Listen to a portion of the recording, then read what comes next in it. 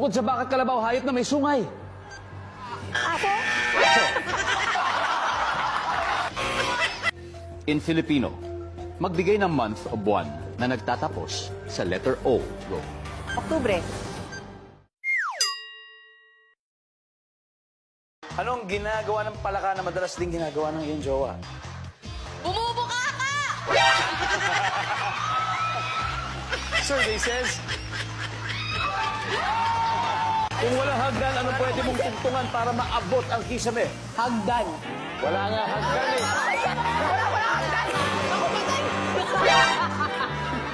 Hindi kasi ako nakikinig eh. Kung walang hagdan, anong pwede mong tungtungan para maabot ang kisame? Ladders. Pasok! Dude! In-English mo lang eh. In-English ko pala.